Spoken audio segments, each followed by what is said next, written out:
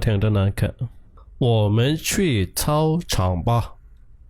我们去操场吧。มาเข้ากว่ากวางเรียนแห้งกันนะครับเนาะมาเข้ากว่าวางเรียนแห้งกันนะครับ操场那个เป็นวางเรียนแห้งวางกวางกวางที่มีในโรงเรียนนั่นค่ะเนาะไว้เรียนแห้งไว้เรียนตั้งเรียนไว้เรียนเกมไว้ปิดหมักหนังไว้เรียนกีฬาสักกว่าส่วนนั้นค่ะเนาะไว้เรียนสักกว่าส่วนนั้นค่ะเป็นวางกวางกวางส่วนนั้นค่ะเนาะ操场นะครับ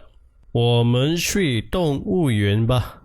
我们去动物园吧มาเข้ากว่าสวนสัตว์กันนะครับเนาะ动物ก็บอกว่า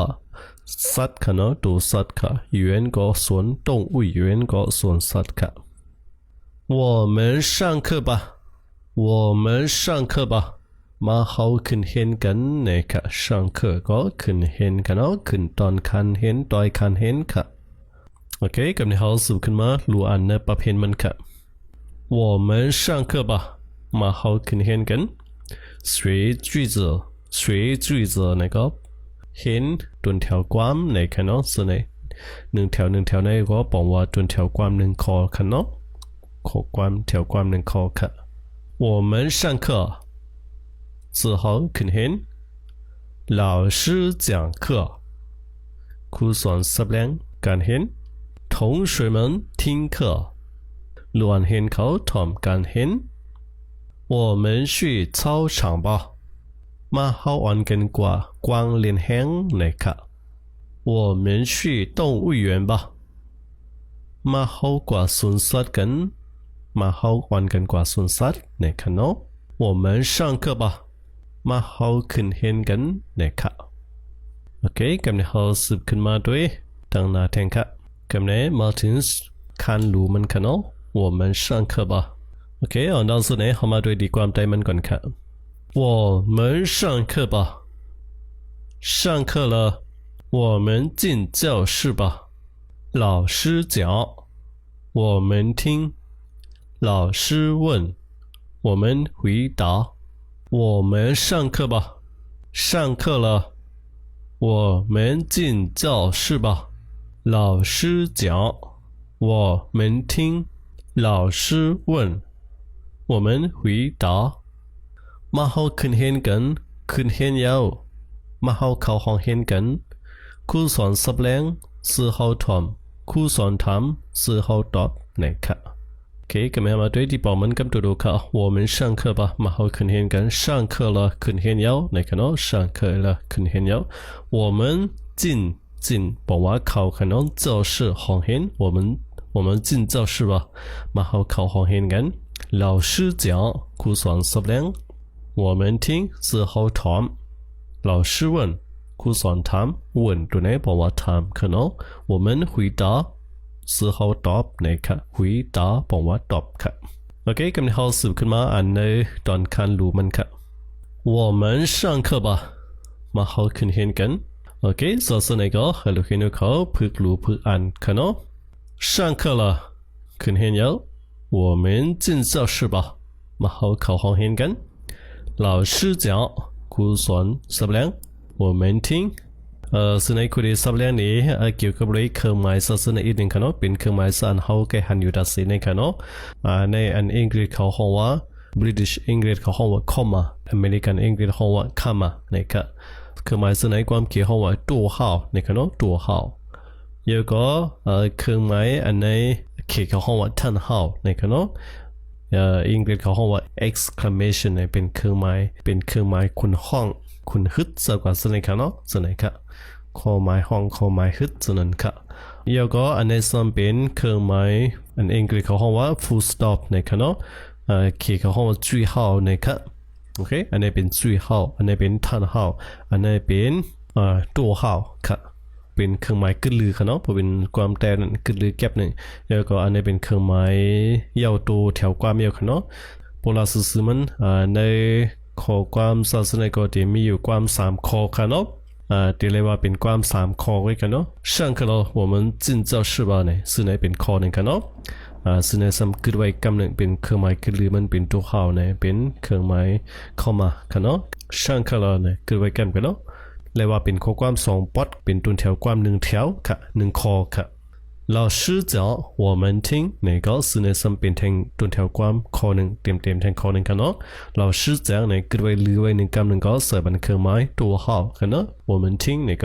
四号ถอม那个是那个หมายถึงว่าความคอในเต็มยาว那个สุดยาวค่ะเนาะแล้วสิ่งกว่าก็เขาเตะแทงข้อความใหม่ค่ะ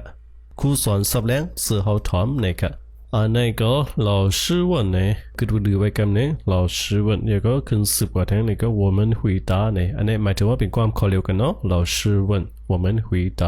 ครูสอนถามสื่อเขาตอบนะคะโอเคอันนี้ก็เป็นลักษณะเครื่องหมายสอนเขาแก้หันอยู่ตัดเส้นนั่นค่ะเนาะ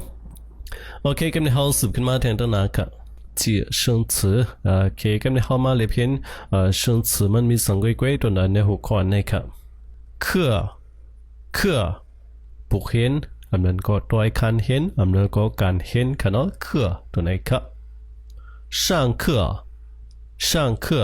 ขึ้นเห็นปะอันนี้กันอันนั้นก็อ่อนกันค่ะเนาะแล้วก็ข้อความตัวไหนที่มีเป็นข้อความสุดปลายมันมีหนึ่ง要เป็นข้อความคุยจู和เป็นเหตุซ้อมข้อความเฮามีหนึ่งค่ะเนาะ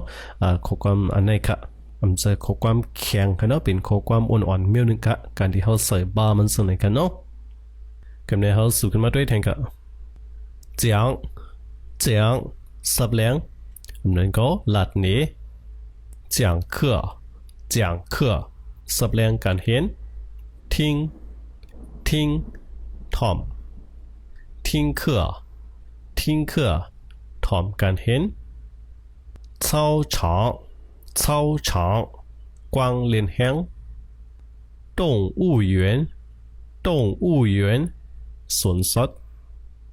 了要进เข้าหมายถึงว่าเข้าไว้ทางในส่วนนั้นค่ะเนาะ问ถาม回答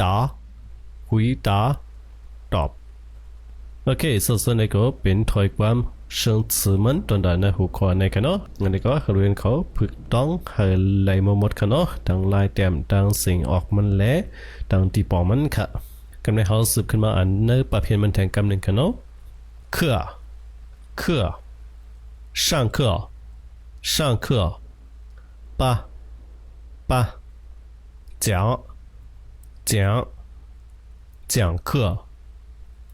课听课操场动物园了进问回答ตัวนั้นที่บอกมันได้ก็สื่อในก็ให้ดูให้เขาสร้างพึกเป็นด้วยค่ะเนาะกับในเขาสืบขึ้นแทงตั้งนานค่ะโอเคตั้งนานในก็玩游戏ในค่ะเนาะบอกว่าเล่นเกมค่ะ比说一说谁做的对的请画对号错的请画错号อันนี้ว่าด้วยอันนี้ก็เป็นเครื่องหมายถูกค่ะเนาะอันนี้เครื่องหมายผิดเครื่องหมายถูกในเขาห้องว่าด้วยเฮาในค่ะเนาะด้วยเฮาก็บอกว่าเครื่องหมายนั่นอยู่ค่ะเนาะด้วยก็บอกว่าถูกค่ะชั่วตัวนี้ก็บอกว่าผิดค่ะเนาะส่วนไหนครับด้วยเฮาชั่วเฮาค่ะเครื่องหมายถูกเครื่องหมายผิดสื่อในมันว่าปีนี้มาจากหนึ่งด้วยสามลาด้วยเผยเหตุผิดเผยเหตุถูกในค่ะเนาะก็เลยมันสื่อหนังห่างเขาจะสื่อในค่ะเผยก็เลยผิดก็เลยถูกในค่ะเนาะมันสื่อหนังก็ในสองก็ในเผยเหตุผิดเผยเหตุถูกแค่ว่าในค่ะเนาะก็อันถูกนั่นก็ในนางไอเดียมลีอยู่ค่ะเนาะเสิร์ฟมันเครื่องหมายอันถูกมันแค่ว่าสื่อในค่ะเนาะอันในซ้ำนางให้ก็อมกับซึมไปสื่อในก็หมายถึงว่ามันถูกหมายถึงว่ามันผิดก็ค่ะเนาะอันนี้ก็เสิร์ฟมันชั่วเข้าในค่ะเนาะเคสนั้นก็กันอันนี้ก็หมายถึงว่าลองเล่นเกมปันตั้งหูลอันเขาสื่อกันเนาะในก็เหมือนสื่อลองไล่นางข่าวส่งก็ในไหนก็เลยถูกก็เลยผิดในค่ะเนาะอันนี้สำนักความหลังเสียอันเล็กอันนี้สำนักซื่อเสียอันเล็กค่ะเนาะอันถูกมันก็หลุดเลยเปลี่ยนเสื้อในค่ะเนาะนางซื่อค่ะพอเขานางความหลังสื่อไหนก็ตัวเขาสั่งงอค่ะเนาะตัวเขาสั่งก้อมค่ะ OK，那个มีสังกัดกับ